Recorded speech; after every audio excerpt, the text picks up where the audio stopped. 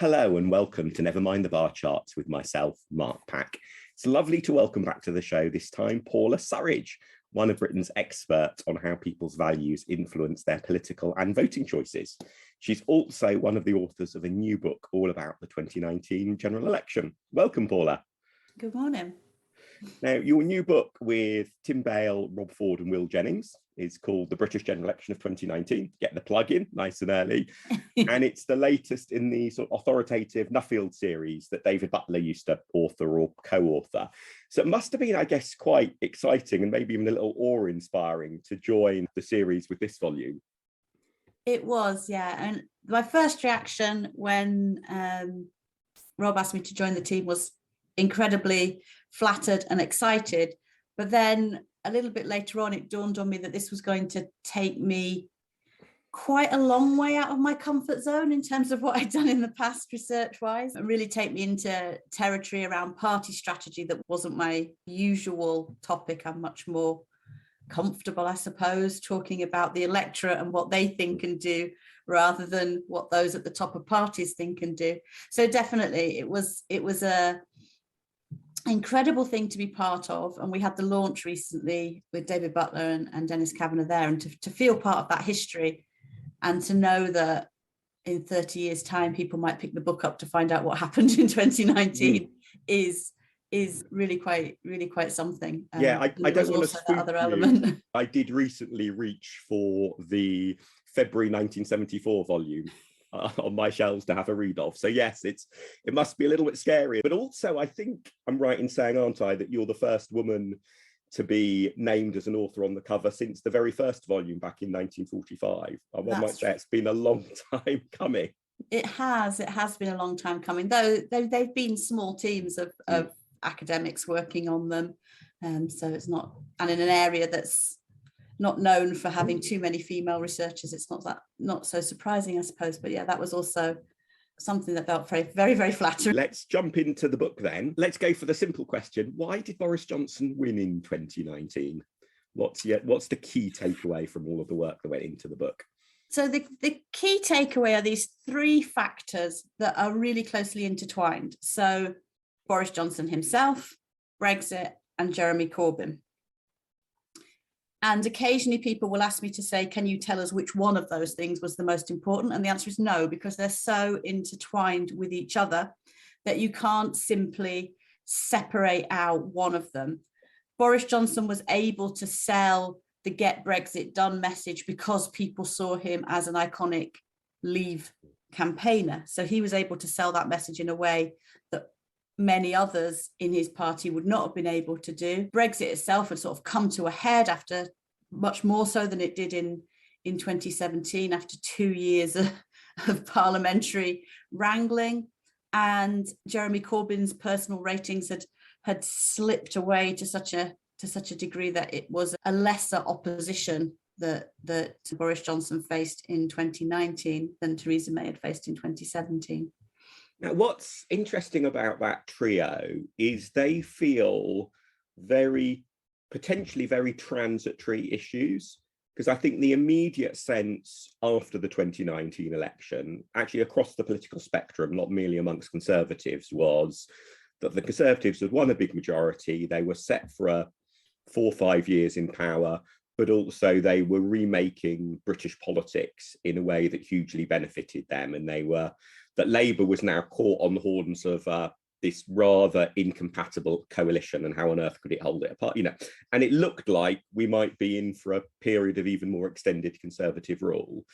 But those three factors, I mean, Brexit will be with us for decades to come, but the particular politics of Brexit, in a way, we have moved on from about the politics of 2019. Jeremy Corbyn, he is obviously still hanging around causing problems for the Labour Party, but he's no longer their leader. He's back to being a peripheral figure. And Boris Johnson's personality, well, we're seeing, at the moment, we're recording it in the week of all of the fuss about was there a cheese and wine party with social distancing or not in Downing Street and so on. It's just the sort of issue that is showing up the weaknesses of, the flip side of Boris Johnson's personality. So in a way, looking at those three, it should perhaps make non-conservatives optimistic that it may be that 2019 turns out to be a little bit of an aberration as opposed to the start of another long period of Tory rule. Yes, although I think... Oh, that's such a lovely, wisely cautious academic answer, isn't it? Yes or no? It is, but there's a really important point that I want to get across about it. So although they all seem like kind of short-term issues, each of them have their roots in long-term political trends. So I think all three of those, Brexit, Boris Johnson being able to become leader of the Conservative Party, and Jeremy Corbyn becoming leader of the Labour Party, all reflect these longer term political trends. So although each of them might be done, to put it one way, the things that drove us to the point where those three things could happen at the same time, those trends are still there. So the trends that saw us deliver Brexit, the trends that led to Jeremy Corbyn being leader of the Labour Party, and the trends that led to Boris Johnson as Prime Minister, all have their roots in those changes that have been happening in political structures in the electorate. So they're all symptoms as well as causes of what's been happening. And so I think one of the things that caused such a stir after the Hartlepool by-election, I did tell Twitter I wouldn't be able to avoid talking about by-elections, but one of the things that caused such a stir was that people had assumed that the 2019 result for Labour turned on either Brexit or Jeremy Corbyn, and so they expected quite a quick bounce back. Yeah, and that indicated straight away that that wasn't going to happen, that it didn't matter which of those two things you believed had been the main cause, removing it hadn't caused an immediate bounce back for Labour. So I think that's something to take away from it, that although these are kind of near-term factors in some sense, they're all symptoms of that broader shift where we've seen fragmentation within the electorate, the rise of, I hesitate to call them new issues. I mean, they might have been new issues in 2005, but they're not really anymore. But different set of issues, you know, less emphasis on economic differences and so on. And all those factors led to those three things happening at that particular time. And that's something one of your co-authors, Rob Ford, and his wife Maria have written a really good book about, Brexitland. I've spoken to both of them, in fact, about the book on previous episodes. So I will include links to those in the show notes. But I think thinking about those longer term trends, I guess this illustrates the real challenge you have with writing a book that people will be still reading in 50 years' time about the general election, but without even the advantage of seeing how all of this Parliament plays out. And I'm particularly taken, I think the 2017 volume is a really good example of that problem, isn't it? I mean, it's a good book and it's much better than anything I would have written at the time. But I think it's also fair to say that some of it has already aged quite noticeably, in that in the aftermath of the Corbyn surge, election defeat, but but actually a far stronger performance for Labour than anyone, in fact, I think probably including Jeremy Corbyn, was expecting in 2017, that some of the factors that volume looks at, such as the rise of left-wing social media, when we now know what happened in 2019, it feels like those weren't really significant changes in the fabric of British politics, and they were a symptom of Corbyn's rising popularity much more than a cause of it. So how did you go about trying to sort of square that circle of both knowing that you've got to write the book fairly quickly with all the downsides of that, and on the other hand also knowing that people will be reading it in many years to come? I think the way that all the books do that, but the way that we did it in particular, is to be very clear that you're looking backwards and not to speculate too much about what might happen in the future. In fact, not to speculate at all, except for a few paragraphs in the very final chapter. So very much bearing in mind that you're writing an account of what had happened, not what might come next. And all four of us have written pieces on what might come next elsewhere, using what we found in the book and kind of trying to cast it forward a little bit. But for the book itself, it's being very much aware that you're writing an account of what happened, and your own sort of academics do sometimes speculate and throw things forward, but trying not to do that for that particular volume. Obviously, there may well still be things in it that don't age well. And are there any bits of the story where you sort of felt, we don't quite yet really understand? Because I think certainly the experience, not just with the Nuffield book on 2017, but actually I think talking to people who have written other stuff on it, is there is a general sense of we don't quite really know what happened in 2017 and why. And in a way, now that we have the 2019 result, that helps contextualize 2017. But yeah, were there any areas where you sort of feel, what, really, it's going to take another few years to get clarity?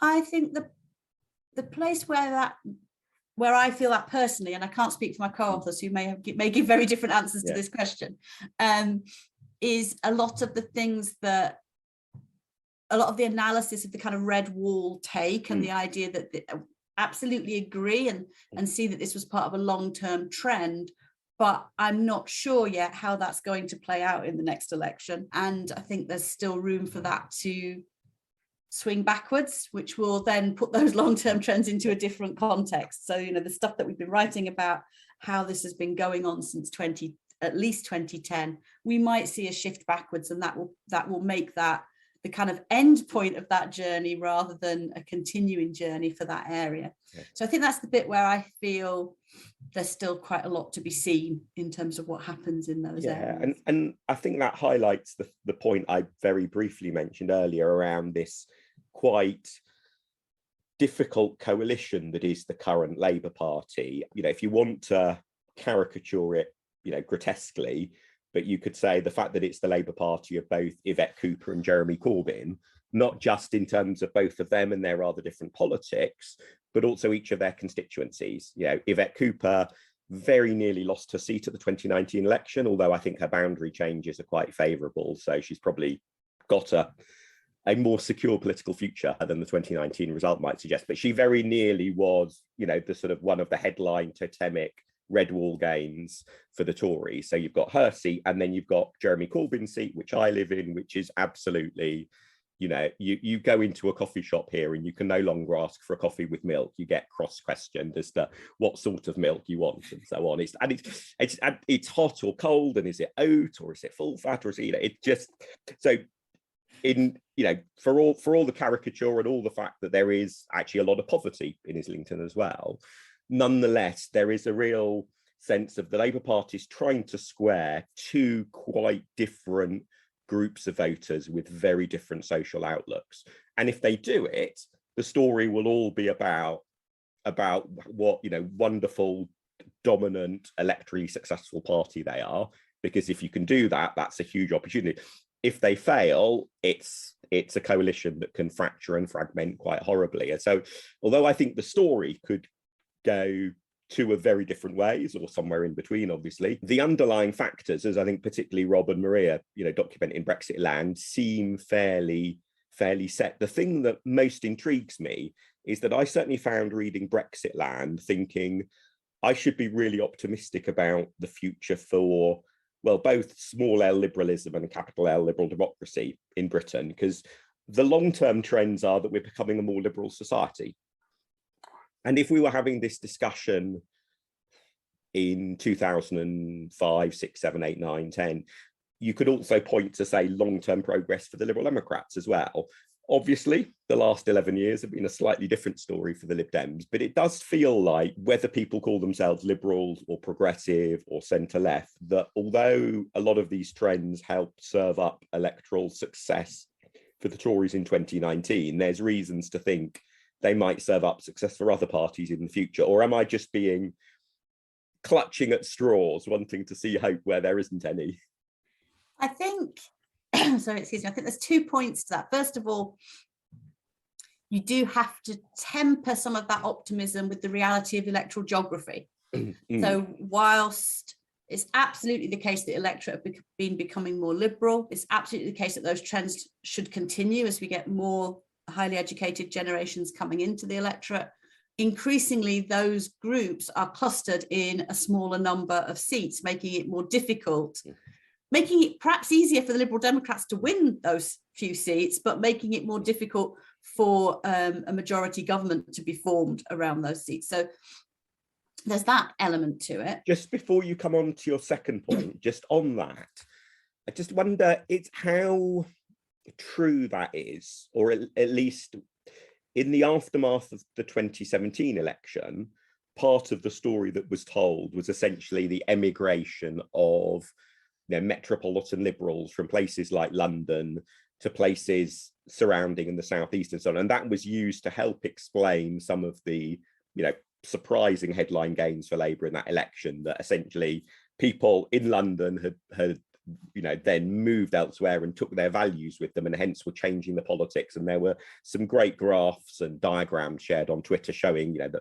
migration of voters through the UK. So was that factor overplayed then, or is it that there are other more powerful factors that were neglected in the aftermath of 2017? Or I think it was that there were other more powerful factors that were neglected.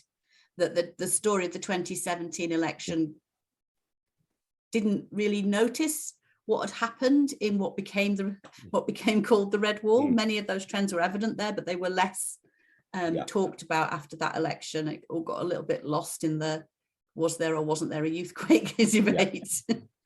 Okay, so back to your second point. So my second point is that you've talked quite a lot there about the Labour Party coalition of voters, but the 2019 election produced a very strange mix in the Conservative Party as well. Yeah.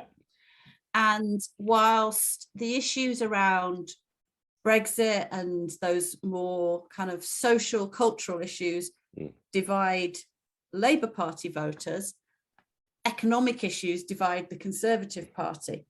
And you'd be insane, I think, to try and predict what's going to happen next week, never mind in 2 or 3 years' time, in terms of what the main issues are going to be. But the underlying trends point to economic issues being more important at the next election than perhaps they've been at any election since 2010. And that may provide some challenges for the Conservative Party in terms of holding their coalition together.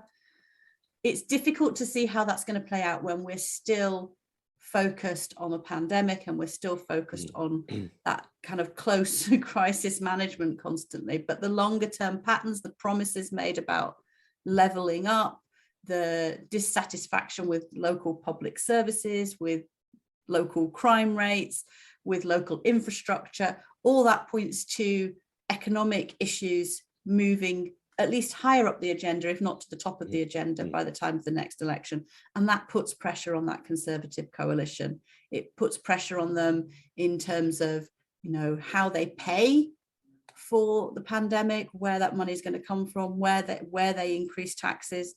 Although obviously the Telegraph would have us believe they're not going to increase taxes. All those issues pull apart that Conservative coalition in quite difficult ways. And the voters that moved between Conservative and Labour at the last election, they don't have a loyalty to the Conservatives. They don't have loyalty to Labour either anymore. So there isn't anything kind of anchoring them to that party. So I think we could see potentially quite volatile results depending on where the political agenda is in 2 years' time.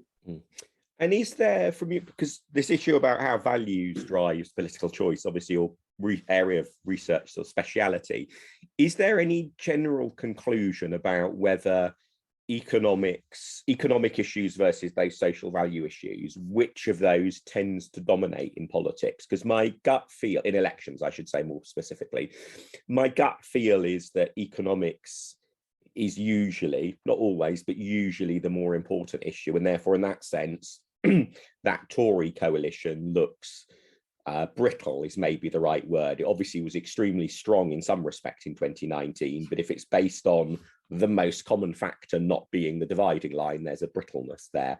But is that what the research actually shows, or is it a different picture? It's quite a complicated picture, and there's 2 points I would make about it.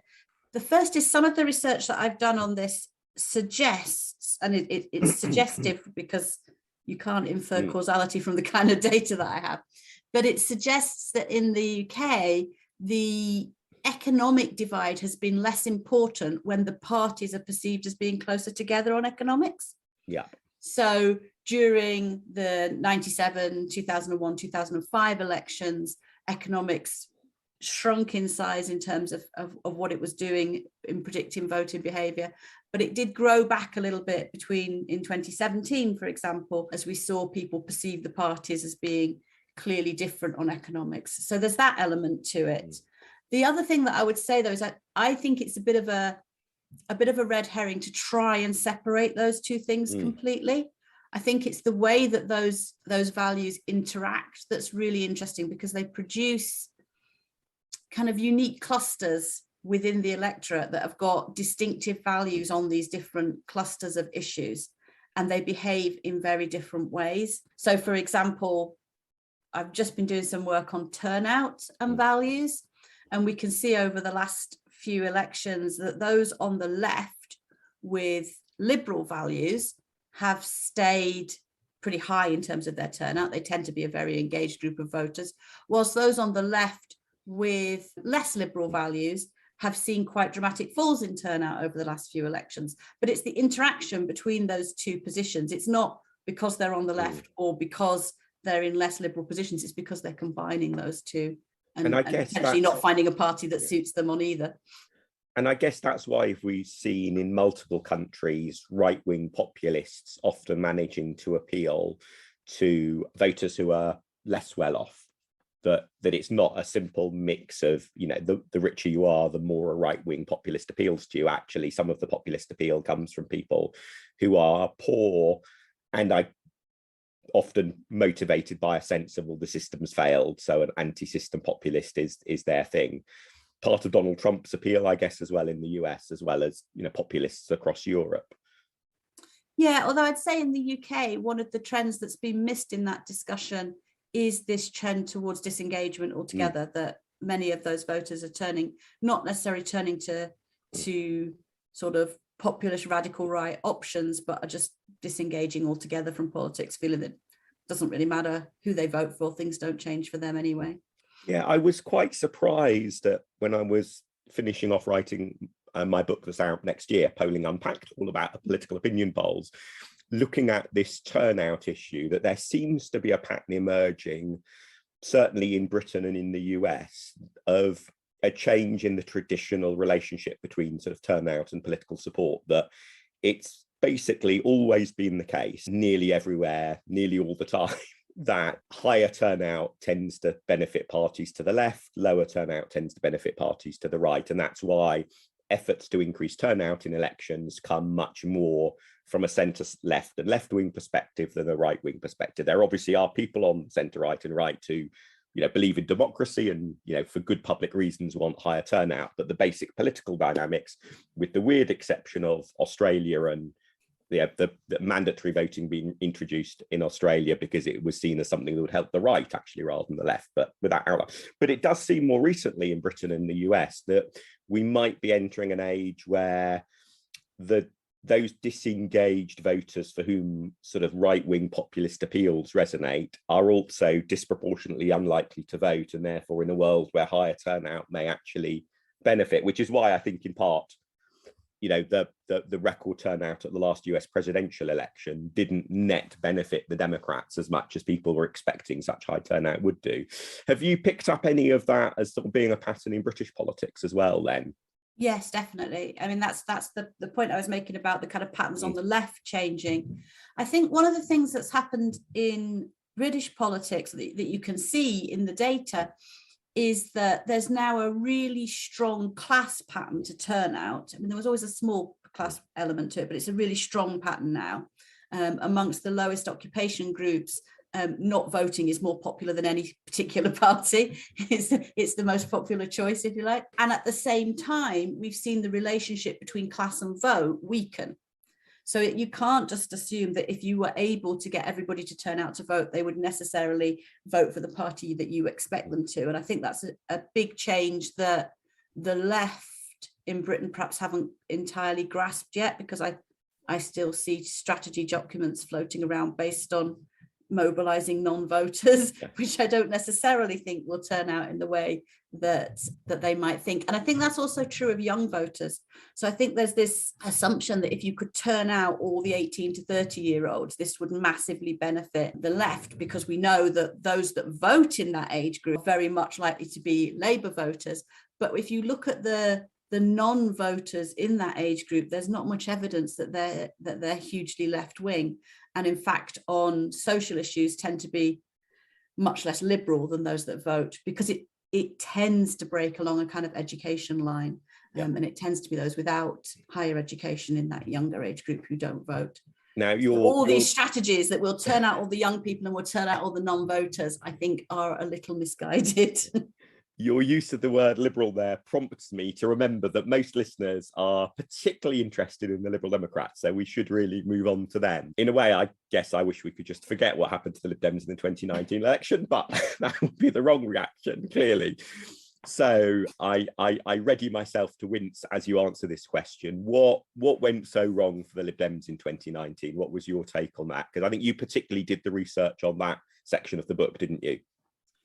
I did, yes. And I took a slightly different approach to writing that chapter than had been done in the past, in that I tried to weave the stories of the smaller parties together a little bit. For the Lib Dems, I think, so I've got a number of points and I'll just go through them. First of all, I think 2019 and the period before it highlighted a tension in the party between the needs of the Lib Dems as a political party and the needs of the Remain campaign as a campaigning group. And those weren't always necessarily as aligned as would have been ideal for the party in terms of moving forwards. So I think that tension was a problem, and I suspect that has now been resolved with Brexit being done. It makes that kind of tension much less obvious. But the underlying kind of reshaping of the electorate remains. And I think going back to the original point about the three things being Brexit, Boris Johnson and Jeremy Corbyn, for the Lib Dems, a lot of the emphasis actually ends up with Jeremy Corbyn, which might seem counterintuitive for a party that had such a strong Brexit position. But there were a lot of Remain voters who were voting Conservative in 2017, and they did so again in 2019. About 20%, 25% of the Remain vote voted Conservative. And the Lib Dems expected, I think, to pick up quite a lot of that. I expected the Lib Dems to pick up quite a lot of that vote. It wasn't an unreasonable thing to think. But when we dig into the data, we find that those voters were less scared of Brexit than they were of a Jeremy Corbyn-led government. So they were more conservative than they were Remain, and that tended to keep them in place. So in that sense, I think that's an optimistic point for the Lib Dems, because the dynamic there will be very different in the next election. And just on the scale of that, because I think it's quite easy for these numbers to sound quite small, but just thinking about it, that if you're talking about that sort of proportion of the electorate, had the Lib Dems been successful at tapping into that group, that could have easily raised the Lib Dem vote share, I guess, by 4 or 5%, given the sorts of figures you're talking about, which would have been an extra third on the Lib Dem vote, so quite significant. But given that would have all come off the Tory vote, that would have taken the Tories from a very healthy share of the vote to the sort of share of the vote that's sometimes election winning, but sometimes election losing. So it's that, although it's a minority part of the electorate, it's interesting what you say. I can see how that can be a big part of the story. And I guess rolling the clock forward just very briefly before coming back to the rest of your list, I guess that's part of the story of what happened in Chesham and Amersham. And we're recording before we know the result in North Shropshire, which, given it's a Leave voting seat, may add some complexity to the story. But I think it does at least explain why the Lib Dems have had some really quite good election results up against the Tories in various parts of the country, because it's that, the Corbyn factor hasn't been there. But who knows what will happen come the time of the next election. Triumph, obviously, for the Lib Dems. But back to your list, Paula. So back to my list. Obviously, a lot was made of an MRP that the Lib Dems saw in the summer. And I think the message there that I hope everybody learns, not just the Lib Dems, is that MRPs are snapshots too.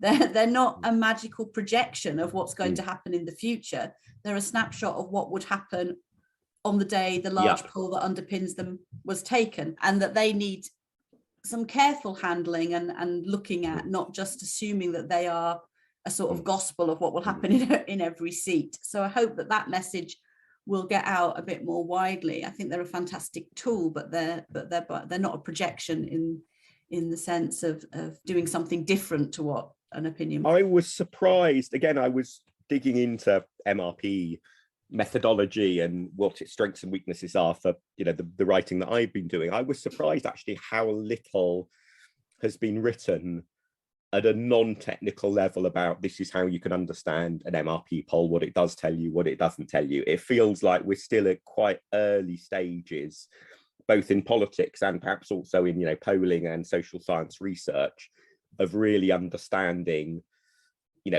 what you can and can't do with the methodology, aren't we? Yeah, I think so. And there was this kind of mystical belief in it that built up after 2017 and after getting some good results. But like all statistical models, it's only as good as the data that goes into it. And so I think we need to have a little bit more caution around. It's often forgotten that there were two MRP models in 2017. There was the YouGov one for the Times and there was Lord Ashcroft's. One was right and one was wrong. And it's a huge lucky break for the MRP as a methodology that it was the high profile one that was right, and the other, if it had been the other way around, if Lord Ashcroft's one had been the high profile one, it would have nothing like the reputation as a methodology that it does now. And that's just pure luck, nothing to do with actually the inherent strengths or weaknesses. And also the MRP can be right at the headline level, but still get individual constituencies wrong, which if you're planning a strategy for target seats is quite important. So I think we do need to just treat it with a degree of caution. And if I will get in my preemptive explanation that I will doubtless use several times in the next few years about why you shouldn't believe MRP seat figures in Scotland, which is that, just a really good practical example of that is, a third of the Lib Dem parliamentary party is from Scotland. So what happens in Scottish constituencies is very important if you're wanting to think about what will happen to the Lib Dems as a party. But that's only 4 seats. There are 1 or 2 other seats that the party has, some decent hopes in. But even if you are relatively generous in terms of saying 6 or 7 seats in Scotland, that's really at the level of number of seats where the resolution of nearly every MRP model isn't sufficient to pick out is something really different happening in, say, Lib Dem held seats in Scotland from elsewhere in Scotland. And indeed, the answer in the Scottish Parliament elections was yes. But we won't, MRP will apparently give us an answer, but it will probably be a misleading answer, many times over the next few years to that question. And obviously, I will click and reuse that repeatedly when future MRP polls get published. But and obviously, we saw a certain amount of constituency polling happening as well in 2019 that seemed to have a degree of success. So, constituency polls have a little bit of. I think constituency polls are almost the mirror image of MRP. The MRP has a better reputation than in a sense is justified, that people focus on, MRP was the one that got it right. If it's got the words MRP in, it must be true. There's a little bit of undue adulation there. And conversely, if it's a constituency poll, people often react in the exact opposite, constituency polls are all quite unreliable way. But actually their track record is pretty good. I was really surprised actually when, before the Hartlepool election, I looked back at previous parliamentary by-election opinion polls of even though voting intention often moves quite swiftly in the last few days of a by-election campaign, and I can say that having worked on quite a few and therefore often seen a lot of inside data on this, is and although constituency by-election polls often have their field work ending quite a few days before polling day, nonetheless, if you just basically judge by-election polls by did they have the right party in first place, they've got a pretty good track record, and I think much better than most people expect. I think if a constituency parliamentary constituency by-election poll shows party A ahead, the default should be, well, is there a reason why we shouldn't believe that, as opposed to, oh, it's a by-election poll, it's a constituency poll, you know, ignore it. Yeah, I mean, I think some of the skepticism perhaps comes from the fact that they are often funded by particular groups, and so sometimes there's a certain degree of skepticism of them as internal polling rather than public polling, but they seem to have a pretty good track record. Yeah. And what doesn't help, which is very relevant at the moment in terms of some media coverage, is I think the media sometimes confuse canvass data and other internal party data with polling, and therefore report something that's based on one set of data as if it's a poll, when actually it's not a poll, and it's wrong to evaluate it in the context of it being a poll. And I just find that baffling, why political journalists, who, you know, good, knowledgeable, smart people, seem to confuse canvass data and opinion polls. To me, they are so obviously such different sources of information, but be that as it may. Anyway, so if I move on to my final point failure about the Lib Dems, which I think is a bit more optimistic, in that the Lib Dems will be starting from a much stronger place in 2019 than they started from in 2017. So in 2017, obviously there were a number of MRPs kicking around by the end on various tactical voting sites and so on, and there were a number of seats where there were some fairly bitter arguments over who was best placed to beat a Conservative candidate in some of those seats. That is much clearer. There's a lot of very strong second places. It's much clearer going into 20, whatever it will be, 23, 24. Somebody hinted at 22 the other day, which I think added to my grey hairs. There will also be a different dynamic with Labour going into the next election, which we've already talked about a little bit, how that made it much harder for the Liberal Democrats to bring over those kind of affluent Remainers, as I sometimes call them. So I think in that sense, there is a little bit of reason for optimism, because starting from a stronger position, a clearer position, and perhaps able to bring over some of those Remain Conservatives who are now not put off by the option, not put off by the revoke policy, which will have put off one or two, but particularly not worried that by voting Liberal Democrat they might be putting Jeremy Corbyn into number 10. And in fact, the last episode I spoke with Alan Wager, who is one of the team with Tim Bale and others, who has done some relatively recent analysis. They published a pamphlet earlier this year, and it's very striking in that how much clearer it is who is the main challenger to the Conservatives in most of the key seats. It's not, you know, there will be arguments in some seats, but overall the landscape is much clearer. But as I spoke with Alan about that on the last episode, maybe if instead just pick up on your brief reference of revoke there, because I think there is a genuine question mark still as to what the right conclusion is to draw over the impact of the Lib Dem revoke policy in the 2019 election. And to put it very simply, the sort of the mainstream media story, backed up very much by the experience of lots of Lib Dems when out canvassing and talking to voters on the doorstep, is very straightforwardly, the revoke policy went down really badly. It was a mistake.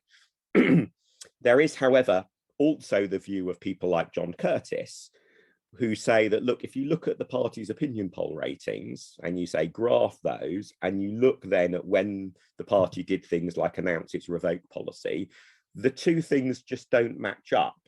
If you didn't know when the party announced its revoke policy, you wouldn't pick the right moment on that vote share decline graph to say, oh, it must, is that the policy was announced at one point, the party's poll ratings, if anything, went up a bit soon after it was announced, the decline happened much later.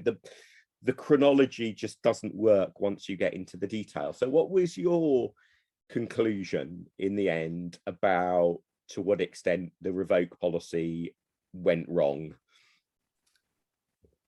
So, with the greatest of respect to Sir John Curtis, I'm not sure that you can just match them in that simplistic way. I mean, to be fair, his analysis is a bit more sophisticated than my summary, but yeah. But it's, as you say, when you're starting to get into a campaign, that's when a revoke policy becomes much more front and centre. And some of the research from the book suggested that campaign staff within the Lib Dems, perhaps if they'd had longer to work with that policy and present it and think about the way it might be attacked, they might have been able to do a better, more effective things with it. I'm not saying they could do a better job, but I don't think they did a bad job. But I think part of it was the fact that the policy was put in place at conference and the election came, you know, so quickly afterwards that there wasn't the time there to get the messaging quite right on that policy. So it quickly became easy for other parties to present it as undemocratic when actually it wouldn't have been, because it would only have been in the case of a Lib Dem majority, which would have been through a vote. So there were lots of nuanced positions to take and no time to develop them. Yeah, I think also, and I say this largely with the advantage of hindsight, I certainly didn't think all of these things through at the time, is I think there's a traditional cultural weakness in the Lib Dem approach to polling, that the party relies too much on, say, testing a policy position through one or two quantitative questions, when in practice, you know, the real problem with getting a question in a poll about a policy position, you know, to make it useful, is the natural instinct is to say the question should be worded neutrally so it doesn't lead them. But in reality, policy issues don't get described neutrally. They get described by partisans on different sides and friendly and unfriendly media outlets giving their different take on it. And the actual outcome of how a policy issue fares is the exchange of partisan takes. It's not the public's reaction to a neutral take. You know, the Tories made this mistake with the dementia tax in 2017, you know, as Phil Cowley wrote about in the previous volume. The Tories did market research it. When presented in a neutral way, the policy came out fine, and then it very much didn't in the crucible of politics. And I think Revoke was one of those things that was sort of tested, as it were, in a theoretical, abstract way, as opposed to how's this really going to work in politics. And the thing that I really sticks in my mind now about a collective interpretation lots of people got wrong was, you know, the Lib Dem research pointing towards, well, if we use this particular wording, that works well with the public. So that's the wording we must use, and this is the wording we mustn't use. When the correct follow-up response would be, and I hope I remember this in future, involved closely in a general election campaign, is, well, if it's so dependent on the detail of the wording and you're the Lib Dems, that's just toast. Because maybe if you're Labour or the Tories, so a big party with friendly media outlets behind you, you can set the terms of the wording. But if you're a smaller party, it's almost impossible to do that. And so if the result of the research is to tell you you have to word it a particular way, you probably need to find something else to talk about. That at least is the lesson I've drawn from 2019. Yeah. Though, just to add into that, I do think that the broad thrust of the point is right, that I think the danger of a Lib Dem vote leading to a Labour government was a bigger factor than the Lib Dems revoke policy. And in fact, that explains the whole Jo Swinson for Prime Minister messaging, is that sense of, oh, if I vote Lib Dem, I'm really going to get horrible person X as Prime Minister. That's been a perennial burden for Lib Dem and Alliance and Liberal Party election campaigns all the way back to, well, the 1930s and the rise of, maybe even the 1920s, and the rise of the Labour Party. And so the attempted solution to that this time clearly was one that didn't work. But I think that is one where I think a little bit more sympathy is actually appropriate as to why that mistake was made, because it was trying to deal with a perennial problem. The big hope, I think, for the Lib Dems at the next election is that I think amongst Lib Dem activists and members and voters, crucially, all three groups are aligned in being reasonably relaxed about the idea of Keir Starmer being the next Prime Minister. Very, very different world from the one of Jeremy Corbyn leading the Labour Party. And in some cases that may be relaxed and unenthused, in other cases relaxed and enthused. But the point is, you know, if I say on a Lib Dem Zoom call to a group of Lib Dems, you know, I guess, you know, if there's a hung parliament after the next election, we might well end up supporting Keir Starmer to be Prime Minister.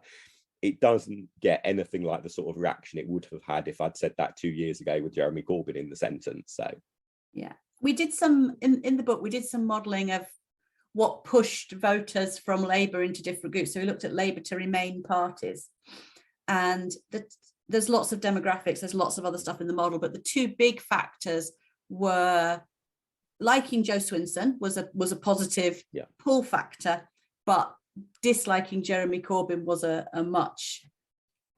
stronger, I'm not saying much stronger, but it was definitely stronger than liking Jo Swinson. So I think that's, again, a dynamic that will be completely different for the next election. And one other thing that happened in 2019 that we've not mentioned so far was the Unite to Remain arrangement. So a set of formal seat deals where different parties stood down for each other. It didn't include the Labour Party, both understandable, but also perhaps a major weakness in that attempt.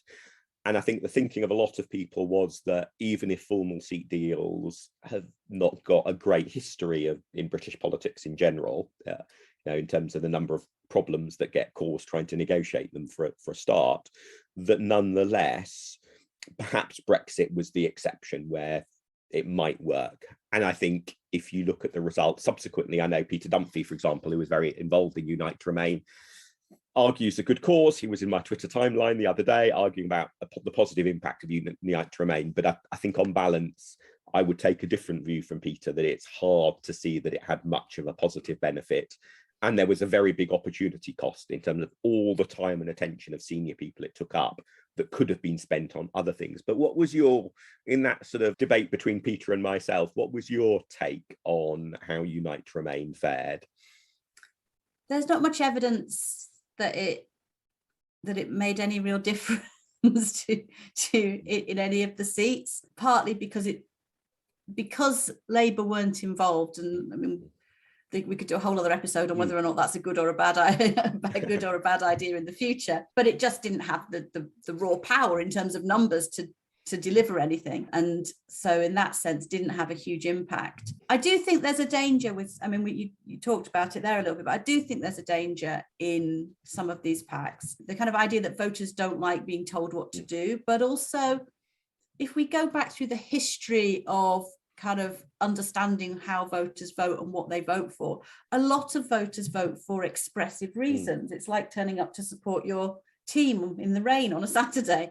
And so if you take that option away and say, well, actually, we're standing down, you can't vote and express that positive affinity with us, it doesn't mean that voters are necessarily going to jump across to another party to do that. So I think there's a lot of danger in formal pacts like that, in terms of putting voters off and just assuming that you can take your Excel sheet and move all those voters into another column, I think is quite dangerous. There's a lovely phrase a Green Party activist used on Twitter about how voters aren't Lego bricks that you can reassemble as you wish. But I also think that this opportunity cost issue is really underappreciated. And it's something I've particularly been thinking about since the 2019 election, that, for example, in the run up to the 2019 election, because I was running to be Lib Dem president, I spent quite a lot of time crisscrossing the country, going to Lib Dem events. And, I crossed paths with senior people in the Lib Dems who were similarly crisscrossing the country to spend time trying to get local parties or other parts of the party on board for agreeing Unite to Remain deals. And that was all time and effort that they were spending going into that, not spending going into other things about election planning and preparation. Or indeed, since the 2019 election, I mean, I think Best for Britain, for example, have done some really interesting polling, which I think definitely helps understand the landscape in terms of scope for anti-conservative cross-party cooperation. I think they slightly oversell the conclusion sometimes, but definitely the research is very useful. But that's all research that they're doing on how does a Labour candidate get Lib Dems or Greens to vote for them, or a Lib Dem candidate get Labour or Green vote. It's not research into how does Labour or the Lib Dems get soft Tories to switch. And of course, if somebody switches from Tory to Lib Dem in the Tory Lib Dem marginal, that counts double, because it's one off the Tory vote and one on the Lib Dem vote, while someone switching from Labour to the Lib Dems is just one on the Lib Dem vote, and it leaves the Tory vote, total untapped. So I think there's quite an opportunity cost that almost becomes a slight comfort zone of it's almost easier, I think, for some people to talk about how do you rearrange the Lego bricks, as opposed to the, okay, buckle up, get your gut feelings under control, remember that people who vote Tory could be reasonable people who you might try to appeal to, and in a way do the difficult job of thinking about how to win over soft Tories. Make the Lego brick pile bigger. Yeah. So before we wrap up, I asked followers on Twitter for any questions for you, and I picked out one from Mary, which I thought particularly be interesting to hear your take on, because I thought, I want to know the answer to this and I've no idea what your answer will be. So Mary asked, what is the extent, do you think, to which local activists can buck the national trend in a seat with their own efforts? Yeah, what's the balance between national trend and local activity in determining who wins constituencies? So first of all, this is a bit of a gap in the book, and it's something we wanted to do. We wanted to go and do case studies in local constituencies, but we were in a lockdown while we were writing it, so it wasn't something that we could actually do in the end. And I do think there's a little bit of a gap there around the impact of local campaigning. So this is based as much on my instinct as it is on data, if I can put that up front. And I think that local campaigning does make a difference for sure, but I think it's much more difficult to make that difference in the heat of a national election campaign. So in some senses, it's the work done before you get to campaign day, and it's the profile before you get to, not campaign day, but the kind of 6-week campaign that makes the difference. Not once you get into the heat of the campaign, people are getting most of their news coverage, it's national coverage, they're seeing leaders' debates, they're seeing things that are not connecting with local areas.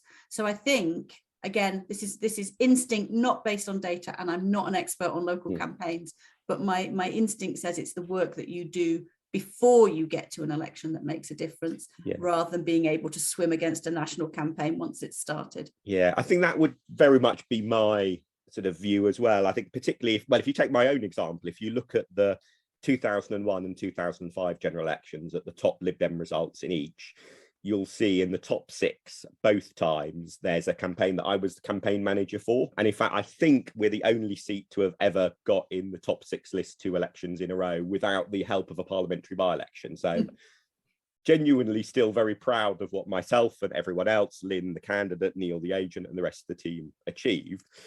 But you're right. I mean, the way I sometimes jokingly refer to it is the way we then ended up with Lynn winning in 2005 was I had spent the previous 9 years picking up the phone to Lynn every day, telling her to do something more.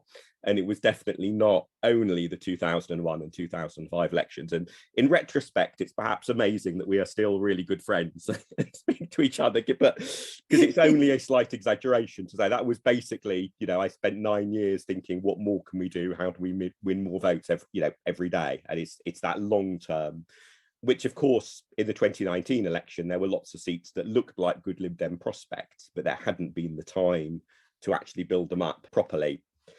One reason perhaps, that might be an upside of a longer rather than shorter parliament this time, even though there's a temptation always to want an election as soon as possible to try to get the government out as soon as. So penultimate question, what was the most surprising or fun thing you learned working on the book?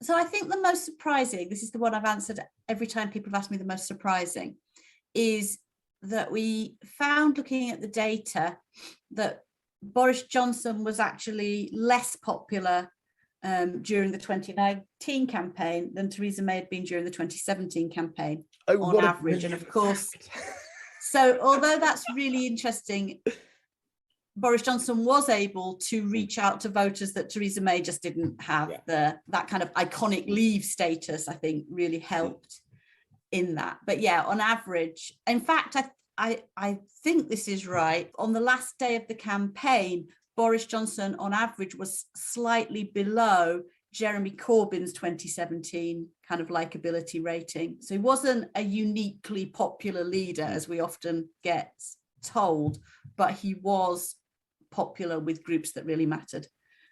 That's perhaps the most surprising. You even depending on your politics, that may or may not count as a fun fact. May or may not count as a fun fact. I don't know whether this is a fun fact either, but the chapter that looks at kind of MPs and their previous occupation also reveals that this is the first parliament not to have an ex-miner on the Labour benches. So I guess that's also that's a sign interestingly of social change. Well, given also all the focus at COP26 on the future of coal, that is interestingly symbolic timing, isn't it? So finally then, if enthused or maybe enraged or puzzled by what we've discussed so far, if any listeners want to read about the 2019 election, obviously they should go get your book. I'll include a link to it in the show notes.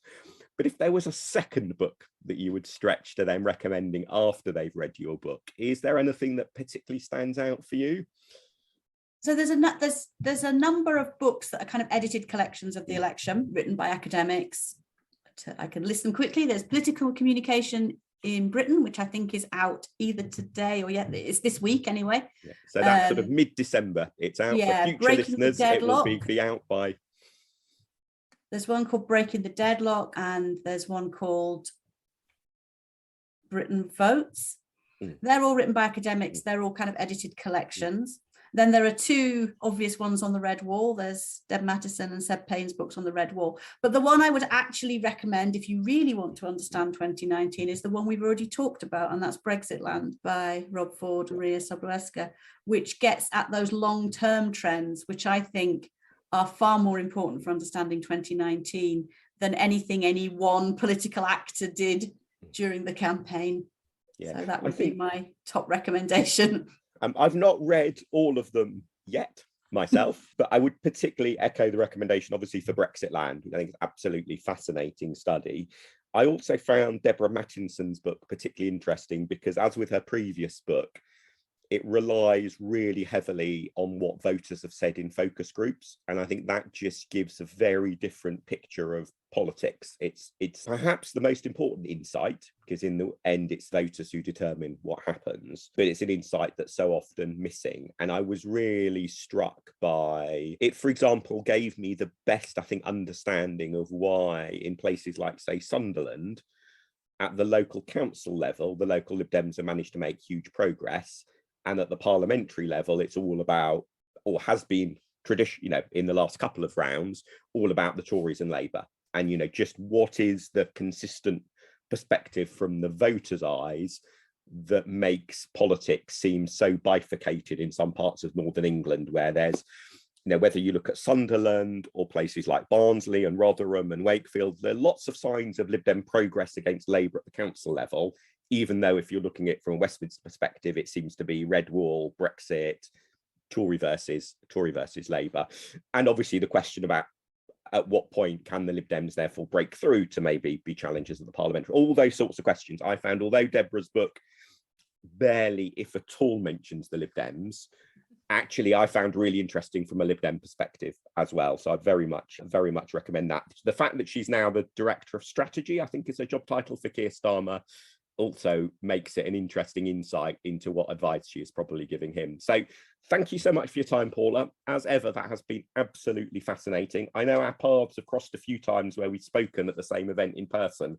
I hope it's not too long before we get a chance to do that again. But in the meantime, listeners can find Paula on Twitter at P_Surridge, which is SURRIDGE, myself at Mark Pack, and this podcast at Bar Chart Podcast. Look out in the show notes to follow up links to what we've discussed, especially some of the books that we've mentioned and those previous podcast episodes. And if you like listening, please do tell others about this podcast and give it a rating or review in your favourite podcast app. Thank you so much, Paula, and thank you everyone for listening.